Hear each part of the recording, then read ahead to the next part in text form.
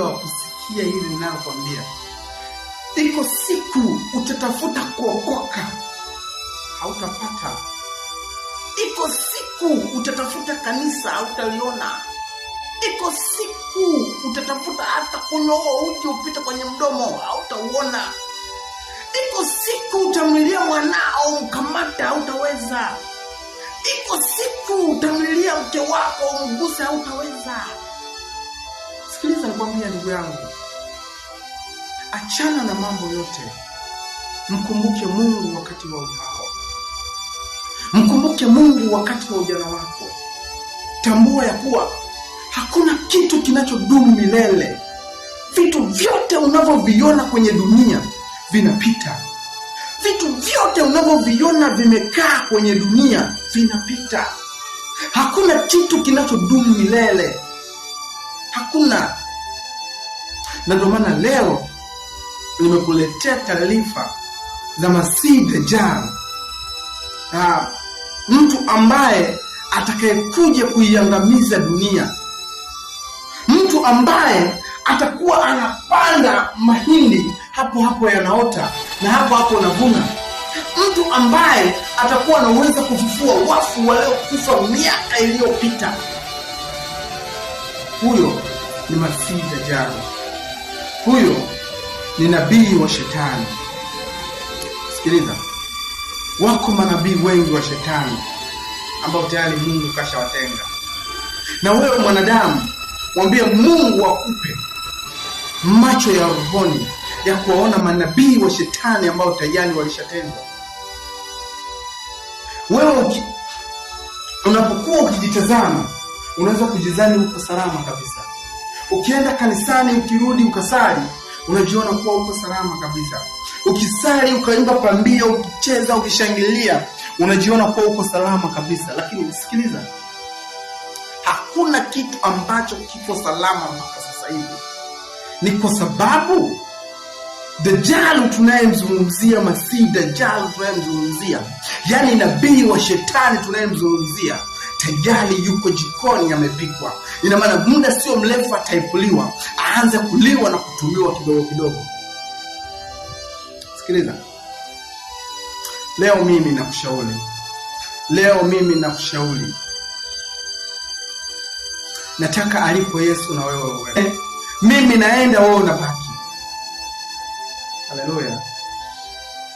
Nataka nikwambie kwamba duniani tunapita. Na ndio maana kama wewe unahisi kuwa unajipenda kuliko mtu mwingine, hicho kitu acha kabisa. Kwa sababu hatuna wakati mwingine tuliobakiana nao zaidi ya huu wakati ambao tunaweza tukafanya jambo kubwa la kumtukuza Mungu. Mimi na wewe tukaonekana kuwa tuko mbali sana.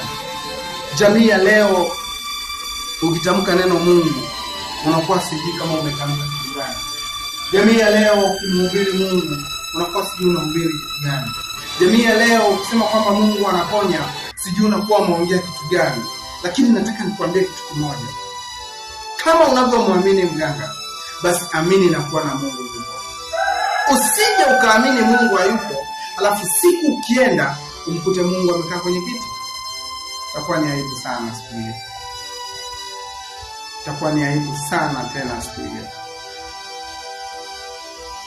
Kama unavyoweza, kama unavyokula, kama unavyosikia njaa, kama unavyohisi kuwa wewe ni mzima, kama unavyotazama kwa macho yako, kama unavyonusa harufu kwa mapua yako, ndivyo na Mungu wa mbinguni alivyokuhitaji kwenye maisha yako. Kwa hiyo hakuna kitu ambacho mimi naweza nikakwambia wakiona ni kizuri au ni kibaya, kwa sababu kila jambo lina wakati na muda wake. Ikiwa huu ni wakati wako wa kutambua ya kuwa Mungu yupo, basi nakushauri mkumbuke Mungu wakati wa ujana wako. Hakuna mtu ambaye anaweza akakaa akajua kwamba Mungu hayupo, na wakati Mungu wa mbinguni yupo na anaishi na yupo hai na anakutazama.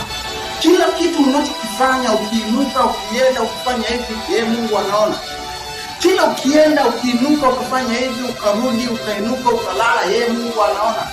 Sikiliza, kila jambo unalolifanya kwenye ulimwengu huu tulio nao na kwenye ulimwengu wa roho, na ndivyo jambo linalofanyika hata kwenye maisha yako binafsi. Nataka nikwambie kitu kimoja kwamba hakuna jambo linaloumiza duniani kama mtu kutokumjua Mungu. Hakuna jambo linaloumiza kwenye ulimwengu huu kama mtu kutokumjua Mungu. Mwanadamu unakuwa humjui Mungu, ina maana ni dhahiri wewe mwanadamu usiyemjua Mungu, ina maana viko vitu vingine unavyovijua nje na Mungu. Lakini mimi ninakushauri juu ya hivyo vitu ambavyo unavyovijua kuliko Mungu wa mbinguni, unayemjua Mungu wa mbinguni. Hivyo vitu nakushauri viache, kwa sababu iko muda na saa utalilia hilo kanisa unaloliona, utalikosa. Iko siku utalilia kuokoka, hautapata njia. Iko siku utatamani kuokoka, haitawezekana. Utatamani kuokoka, haitawezekana. Utatamani kuokoka, haitawezekana. Sikiliza, muda wako ni sasa. Kila kitu chako yapasa ukifanya leo na sio kesho. Sababu leo umetengewa muda wa wewe kuishi. Vipi kuhusu kesho? Hakuna anayejua kesho yake. Kesho ni fumbo. Kesho ni fumbo analifumba Mungu. Kwa kama leo umeipata bahati ya kuishi, basi okoka leo. Kwa sababu ukisema kuwa nitaokoka kesho, kesho ni fumbo. Hakuna mtu anayejua kesho yake, kwa sababu kesho ni fumbo. Ndugu zangu, nataka niseme kitu kimoja, kuwa Masihi Dajjal tunaye sasa, lakini amesubiri sasa aanze kazi yake.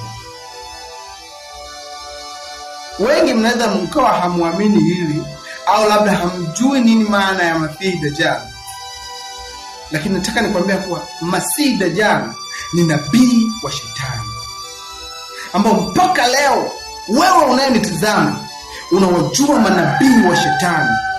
Tayari walishaanza kazi zao mapema.